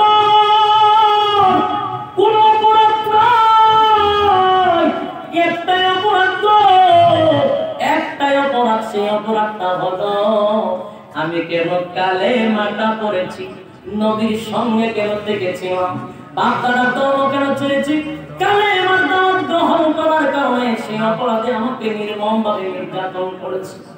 আমার জ্বলন্ত আল্লাহর মধ্যে, জ্বলন্ত কয়লার মধ্যে শোয়া দিত, জ্বলন্ত কয়লাগুলি আমার পিঠের ভিতর দিয়ে ঢুকে যাইত, চামড়াগুলি পুড়ে ছাই হয়ে যাইত। এইভাবে নির্যাতন করছে। কেউ মুখের মধ্যে পা দিয়ে চাপ দিত, কেউ গলার মধ্যে চিপা দিয়ে জিহ্বা বাহির করত। এমন ভাবে নির্যাতন। হযরত বেলাল আল্লাহ আল্লাহ বলার কারণে বেলালের জিহ্বার মধ্যে পেরাক মারছিল, গলার মধ্যে রশি লাগাইয়া কোন কোন সাহাবায়ে কেরামদেরকে টেনে টেনে বালু দিয়া নিয়ে গেছে। এর যুবক ভাইগুলো বলার কারণ হলো, ইসলামটা আমরা রেডি ইসলাম পেয়েছি, রেডি ইসলাম পাওয়ার কারণে মন গড়া ইসলাম এখন আমরা পালন করতেছি। রাসূলের রেখে দেওয়া ইসলাম কিন্তু এখন পালন হয় না। বেশিরভাগই বাপদাদাদের ইসলাম পালন করা হয়, বেশিরভাগই বড় বড় ফ্যাটওয়ালাদের ইসলাম পালন করা হয়। আল্লাহর নবীর রক্ত মাখা ইসলাম, ধান ধান ভাঙ্গা ইসলাম কিন্তু এখন পালন করা হয় না। জিগাইলে যদি কই বলে পাইছ কই, কোরআনে নাই হাদিসে নাই, তুই পাইলে কই ফটোয়ে বাপদাদা। ওই যে বড় বড় ফ্যাটওয়ালা যে ইসলাম শিখায়া গেছে, তারা এখন ইসলাম পালন করে। নবীজি ঈদ পালন করছে দুইটা, তারা করে তিনটা। যদি বলি ভাই সত্য তো বাপ দাদা বড় বড় ফেটওয়ালা আমরা শিখায় দেয়া গেছে 3 ঈদ পালন করার জন্য। এরে আমার নবী 2 ঈদ করলো, এটা বুঝি সেরা হয়েছে না? সাহাবায়ে কেরাম 2 ঈদ পালন করছে, সেটা বুঝি সেরা ঈদ হয় নাই? মন গড়া ঈদ একটা পাই করছে, এটা বলে সকল ঈদের আবার সেরা ঈদ। কষ্ট লাগে যুবক ভাই, আমার নবী রক্ত দিয়ে ইসলাম পালন করছে গো। সাহাবায়ে কেরামদের রক্তের বিনিময়ে ইসলাম কায়েম হইল। সেই ইসলামটা এখন মন গড়া পালন করা হয়, মন গড়া পালন করা হয় যার যেমনি মনে চায়। না না, কিয়ামতের কঠিন ময়দানে আল্লাহর নবী বলেন যারা মন গড়া ইসলাম পালন করেছে, আমি নবী হাউজে কাউসারের পানি তাদেরকে পান করাবো না। এখন বেশি বেশি কইরা মন গড়া ইসলাম পালন করে, মন গড়া ইসলাম পালন করতে পারবেন, কিন্তু নবীর হাতের পানি পালন করতে পারবেন না। ঠিক আল্লাহর নবী বলেন সুকরান সুকরান লিমান গায়রাবাদ, সেদিন নবী বলবে দূর হয়ে যা, দূর হয়ে যা, এমন উম্মতের আমার কোনো দরকার নেই। কারণ 13টা বছর আমি দিনের জন্য ইসলামের জন্য মার খাইছি। নবী যদি দোয়া করতেন আল্লাহ তুমি ইসলামটা কায়েম করে দাও, বলুন না ইসলাম কায়েম হইতো কিনা? এই কথা বলেন, আল্লাহর নবীর দোয়া কবুল, জোরে বলেন ঠিক নেই? কিন্তু নবী ডাইরেক্ট দোয়ার মাধ্যমে ইসলাম আনে নাই, শরীরের তাজা রক্ত ইসলাম নামক দিকের নিচে ডালছে। সাহাবায়ে কেরামের শরীরের তাজা রক্ত ইসলাম নামক বৃক্ষের নিচে ঢালার পরে ইসলামটাকে জিন্দা করেছে। সেই ইসলামটা আমানত কমপ্লিট তোমার আমার কাছে রেখে গেছে। সেই ইসলাম তুমি মন গড়া পালন করবা, আমার নবীর হাতের শাফায়াত আশা করবা, হতে পারে না। এই আশা কোনোদিন করে লাভ ঠিক নেই। এবার আসুন 13টা বছর নির্যাতন, এটা লম্বা ঘটনার সময় যেহেতু শেষ, আমি 2য় অধ্যায় থেকে সরে যাচ্ছি। এবার আল্লাহর অর্ডারে একবার আবু জাহিল্লা আবু লাহাব রাত্রের বেলা সিদ্ধান্ত করলো নির্যাতন করেও তো মুহাম্মদকে থামানো যায় না। এবার ফাইনাল ডিসিশন, মুহাম্মদের দুনিয়া থেকে চিরতরে বিদায় করে দিব। নিয়ত করছে নবীরা হত্যা করব। আল্লাহ রাখবেন নবী গো, ষড়যন্ত্র চলতেছে আপনি মারার জন্য। যা নির্যাতন সহ্য করছেন 13 বছর, আমি আল্লাহর অর্ডারে আপনারে কোনদিন প্রতিবাদ করার কথা বলিনি। এবার আমি অর্ডার দিছি মক্কা ছেড়ে গো আপনি মদিনায় চলে যান। আল্লাহর অর্ডারে মক্কা ছেড়ে মদিনায় চলে গেল। মদিনায় চলে গেছে, খুব ভালো করে খেয়াল করবেন। 2য় অধ্যায় শেষ, এখন কত নম্বরে? 3 নম্বরে 2য় অধ্যায় শেষ। মক্কা ছেড়ে মদিনায় চলে গেল। হায় রে করুণ কাহিনী, সময় নাই। মদিনায় যে সময় যায় নবীর বড় কষ্ট লাগছে, বুক ভরা বেদনা লইয়া বাবার দেশ এর দাদার দেশ চাইরা নবী যায় আর পিছন পিছন কাবার দিকে তাকায় কাঁদে। হায় রে কাবা, তোর সামনে রেখা আমি নামাজ পড়তাম। হায় রে কাবা, তাকে দিল না আমার প্রেমের বাচ্চাগুলি, তাকে দিল না।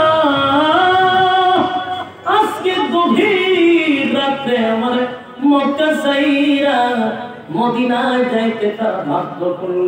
নবী যায় আর কাঁদে রে, কতক্ষণ পড়া পড়ে কানায় কাবার দিকে তাকায় কাঁদে। একটা পর্যায়ে নবী মদিনায় চলে গেল। লম্বা ঘটনা। মদিনায় যাওয়ার পর মদিনার যুবকরা আমার নবীর পাইয়া বড় খুশি, আনন্দে লাফাইতে লাগলো। নবীজি তাকায় দেখে যুবকরা এত ভালোবাসা, নবীর প্রতি এত ভালোবাসা গো। নবীর যুবকরা নবীর পাইয়া বড় খুশি, বড় খুশি। এক পর্যায়ে যুবকরা বলে নবী গো, ওয়াদা দেন গো নবী, একবার ওয়াদা দেন এই মদিনা ছাইরা আর কোনদিন আপনি মক্কায় যাবেন না। একবার ওয়াদা দেন। আল্লাহ নবী তাদের দিকে তাকাইয়া ভালোবাসাটা পাইয়া নবীর চোখ দিয়ে পানি পড়ে, নবী কান্না শুরু করে দিল। এবার মদিনার লোকেরা বলে, বাবা নবীজি, ওয়াদা দিয়ে আপনি যদি দুনিয়া থেকে বিদায় হয়ে যান, আপনার লাশ যেন মদিনা থেকে বাহির না হয়। এই মদিনাবাসীর কাছে আপনার লাশ থাকবে নবী, একটু ওয়াদা দেন, আমরা খুশি হব। আল্লাহ নবী কান্দে বলে, যুবক রে, তোরা আমার এত ভালোবাসোস, আমি যদি আগে জানতাম রে যুবক, এত ভালোবাসবি আমারে, আমি যদি জানতাম গো, তাহলে আমি দিনের দাওয়াত লইয়া সর্বপ্রথম তায়েফে গিয়া তোমার খাইতাম না, এত রক্ত ঝরাইতাম না, সর্বপ্রথম আমি মদিনায় দাওয়াত লইয়া আসতাম। আরে নবী কান ভাই, আমার লম্বা ঘটনা, আমি তৃতীয় অধ্যায়টা শেষ করার জন্য একেবারে সংক্ষেপ করে দিলাম। আল্লাহর পয়গম্বর যখন মদিনায় চলতেছিল, ওই যে মক্কা নগরীর বেঈমানগুলি, ওই যে আল্লাহর নবীর বিরোধিতা করত আবু জাহিল, আবু লাহাব, নবী বিদায় হওয়ার পর তারা মাথার টেনশন কমে নাই, সামনে এখনো বড় মুহাম্মদ মদিনায় গিয়া যদি কালেমার দাওয়াতটা দিয়া যদি আবার সংগঠন না করে এক সময় আমাদেরকে মক্কায় এসে হামলা করবে, তাহলে আমাদের রাজত্ব থাকবে না, বরং আমরা মক্কা থেকে গিয়া মদিনায় মুহাম্মদের উপরে আবার হামলা করব, সেখানে মুহাম্মদকে হত্যা করব না, আউযুবিল্লাহ, আমরা তারা হত্যা করব। এই কথা বলার পরে আল্লাহর হাবিবের কাছে যখন মেসেজ আসলো, নবী গো, আবু জাহিল 1000 সেনাবাহিনী নিয়ে অস্ত্র সহ মদিনায় হামলা করবে আপনার উপরে। আল্লাহর নবী তার সহ্য হয় না, মাত্র 313 জন সাহাবী নবীর হাতে, আর সেখানে 1000 অস্ত্র লইয়া নবীর কাছে আসতেছে। আল্লাহর নবী এমনি তাদের দুইটা হাত আল্লাহর কুদরতির দিকে বাড়ায়া দিল। নবী কান্না শুরু করল, এ মালিক, মাত্র 313 জন, আমার 313টা কলিজার টুকরা লইয়া রাতের আধারে আমি আসছি মদিনা, শান্তিতে ছিলাম গো মালিক। 313 জন আমার কলিজার টুকরাদের পেটে খাবার নাই, অস্ত্র নাই, ঘোড়া নাই, যদি তারা হামলা করে, তারা যদি শাহাদাত বরণ করে, এই জমিনে তোমার কে সেজদা দিবে রে? এই জমিনে আল্লাহ বর্ণেওয়ালার কেউ থাকবে না। তোমার ইসলাম যদি তুমি জিন্দা করতে চাও, আমি তোমার কাছে আবদার করি মালিক, আমার কলিজার টুকরারে মাইরো না। আল্লাহ তোমার জমিনে যদি তোমার সেজদা টিকায় রাখতে চাও, তাহলে আমার সাহাবায়ে কেরামরা যেন শাহাদাত বরণ না করে। এই যুবক ভাই, আল্লাহ নবী দোয়া করে, হযরত আবু বকর নবীর পিছন থেকে জড়ায়া দিলা, বল নবী গো, কেন আপনার তো আমার মালিক অবশ্যই কবুল করবে, চিন্তার কারণ। জিবরাইল নবীর কাছে হাজির, ডাক দেয়া, বল নবী গো, চিন্তা করবেন না, অর্ডার আছে, আর নমন করবেন না, আর নমন করবেন না, কারণ আল্লাহর পক্ষ থেকে ঘোষণা আছে, বারবার যদি কেউ গায়ে পাড়া দিয়ে ঝগড়া করতে চায়, বারবার যদি গায়ে পাড়া দিয়ে কেউ ঝগড়া করতে চায়, তাহলে তাদেরকে আর ছেড়ে দিবেন না, নমন করবেন না। এবার সময় আছে প্রতিশোধ নেওয়ার। 40টা বছর নীরব ছিলেন আল্লাহর হুকুমে, 13টা বছর নির্যাতন সহ্য করছেন আল্লাহর হুকুমে। এবার আল্লাহ অর্ডার দিছে, আর নমন করলে চলবে না, আপনার যা কিছু আছে সব লইয়া এবার মাথার পাগড়ি মাথায় রাখলে চলবে না, মাথার পাগড়ি মাথায় বেঁধে ময়দানে নামে।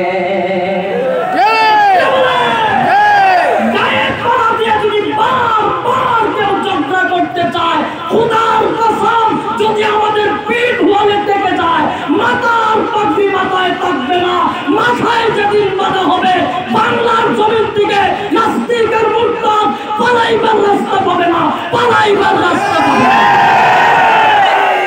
আল্লাহু আকবার। ভাইরা আমার কথা শুনেন।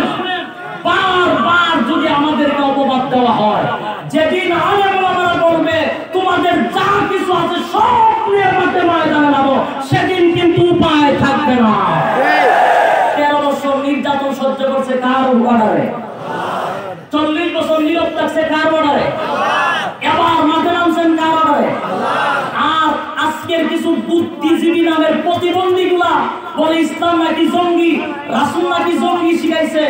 এই 13 বছর তো রাসূল নির্যাতন সহ্য করছে। মার গেছে কে? রাসূল মার গেছে না? প্রতিবাদ করতে জঙ্গি গেছে না? যারা আক্রমণ করলো তাদেরকে জঙ্গি বলে না, যে নির্যাতন হইল তারা জঙ্গি হয়। ইসলামের ইতিহাস পড়ো। আজকে দেখতেছি, আজকে কিছুক্ষণ আগে একজন বিএনপি একটা আধা ভাগর, বিএনপির আধা ভাগর একটা ডক্টর জাফর, ওই যে মুসুলিয়া, হে আজকে বলতেছে ডাইরেক্ট যে কাবা শরীফের মধ্যে যে আমরা একটা পাথরের সুমা দেই, এটা নাকি মূর্তি। এই প্রতিবন্ধী এটারে কিছুদিন আগে সরকার থেকে কি পেশ করছে, সরকারে ভাই হে কি দিতাম না, এটা আধা ভাগর। আমি যদি এটা ভাগর কয়টা কখন বুঝতে পারছি সরকার কে এটা ভাগর করছে। মাননীয় প্রধানমন্ত্রীকে ধন্যবাদ জানাই এর মধ্যে একটা প্রতিবন্ধীর ভাগর করার জন্য। এই ভাগরে কিছুদিন আগে বুরকার বিরুদ্ধে কথা বলছে, এখন আবার কয় কাবা শরীফের কি পাথরটা নাকি মূর্তি। হে বলছে গোটা পৃথিবী সফর করছে, কিন্তু আর দেশে যায় না। আমি বুঝতে পারছি যে তোর মতো একটা নাস্তিক রে কাবার আশেপাশে আল্লাহ কবুল করে নাই। আলহামদুলিল্লাহ তোর মতো একটা নাস্তিককে কাবার এরিয়া দিতে গেছ না, ঠিক না? কাবা শরীফে যাওয়ার জন্য কপাল লাগে, কপাল। নাস্তিক কপাল লইয়া তোর আল্লাহ এখানে কবুল করছে না। এই মুখ যতদিন থাকবো ততদিন তুই কবুল হইতো না, ঠিক নেই? আল্লাহ এই সমস্ত নাস্তিক আর মুক্তার থেকে হেফাজত করুক। আমরা আজকে ধন্যবাদ জানাচ্ছি এই মাহফিলটা আপনাদের এখানে হওয়ার জন্য। আপনাদের সোনারগাঁ থানার সমস্ত পুলিশ প্রশাসনকে ধন্যবাদ জানাচ্ছি, ধন্যবাদ জানাচ্ছি মেয়র মহোদয়কে, ধন্যবাদ জানাচ্ছি এদের এই থানার এসপি ওসিদেরকে, এই জন্য এলাকার নেতৃবৃন্দদেরকে এই জন্য ধন্যবাদ জানাচ্ছি। যে সময় অনেক জায়গায় মাহফিল বন্ধ হয়ে যায়, কিন্তু আপনাদের এলাকার মানুষগুলা কোরআন প্রেমিক, আল্লাহ প্রেমিক, আলেম প্রেমিক, তারা আজকে এই কোরআনে মাহফিল জান্নাতি বাগান করে দেওয়ার জন্য যে সুযোগ সুবিধা করে দিয়েছে, এই জন্য আমরা তাদের জন্য দোয়া করি। অবশ্যই ঠিক কিনা? আল্লাহ যেন এই সমস্ত নেতাদেরকে দিনের জন্য কবুল করেন, আমিন। আল্লাহ যেন সোনারগাঁবাসীর প্রশাসনকে যেন কবুল করেন, সকলে বলে আমিন। সম্মানিত সুধী, আমি আপনাদের উদ্দেশ্যে একটা কথা বলতে চাই। আগামী বছর এই মাহফিলটা হয়তো আপনারা জাননি, ইনশাআল্লাহ। কারা কারা হাত দেন। আমার পরে যে কুয়াকাটা হুজুর ছিল, যার জন্য আপনারা পাগল। কেন? প্রায় পুষ্কর খালি দিঘি করি সোনারগাঁটা আমার এলাকা, আমার অনেক ছিল না, ওনারা মারি হচ্ছে সবাই ওনার মহব্বত করে নেন। বুঝতে এমনি পুস্টার যেন উনি আছে, যত পুস্টার আছে মাহমুদুল হাসান কুয়াকাটা সরকার আছে, ওনারা নতুন করে উপস্থাপন করার একটা বোকামি। তো আসুন আগামী বছর মাহফিলটা হয়তো সবাই চাই। কারা কারা চায়? আলহামদুলিল্লাহ, আলহামদুলিল্লাহ। আমরা সবাই সামনা একটা অন্তর দিয়ে এরকম মাহফিল হইতো, যেহেতু আপনাদের সোনারগাঁয়ের প্রশাসন অনুমতি দিছে, আপনাদের সোনারগাঁয়ের নেতারা অনুমতি দিছে, তাহলে আপনারাও হইতে চান কিনা? মাহফিল হইতো ইনশাআল্লাহ। তাহলে হাতটা বহরে ঢুকা,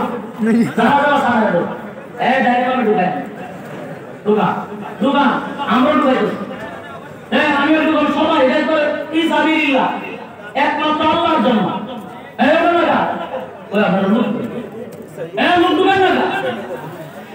একটা মানুষও যদি কিছু না দিয়ে যান, আশা করি মাহফিলটার জন্য হবে।